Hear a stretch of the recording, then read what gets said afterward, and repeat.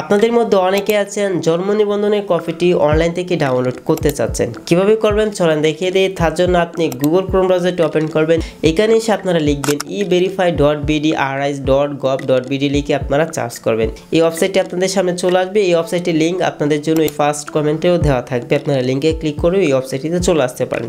তারপর এখানে হচ্ছে আপনি আপনার যে জন্ম নিবন্ধনের রেজিস্ট্রেশন নাম্বার আছে সেটা দিয়ে দিবেন। তারপর ডেট অফ বার্থডে দিবেন। ডেট অফ বার্থডের সময় আপনার আগে হচ্ছে সালটা দিবেন, তারপর মাস, তারপর তারিখ দিবেন। তারপর নিচে হচ্ছে আপনাদের যুগ বিগ অঙ্ক থাকবে, এটা হচ্ছে আপনাদেরকে ফিল আপ করতে হবে, মানে নিচে হচ্ছে এটার ফলটা দিয়ে দিতে হবে। দিয়ে দেওয়ার পর এখান থেকে চার্জে ক্লিক করবেন।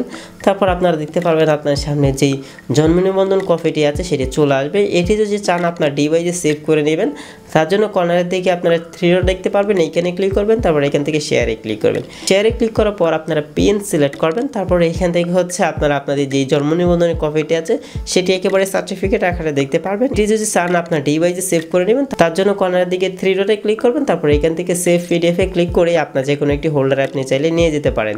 আশা করি আপনারা বুঝতে পেরেছেন কীভাবে খুব সহজেই আপনার জন্ম নিবন্ধনের কপিটি আপনি অনলাইন থেকে ডাউনলোড করে ব্যবহার করবেন। তবে এই ধরনের টিপস অ্যান্ড ট্রিক্স ভিডিও পেতে চ্যানেলটি সাবস্ক্রাইব করে রাখুন।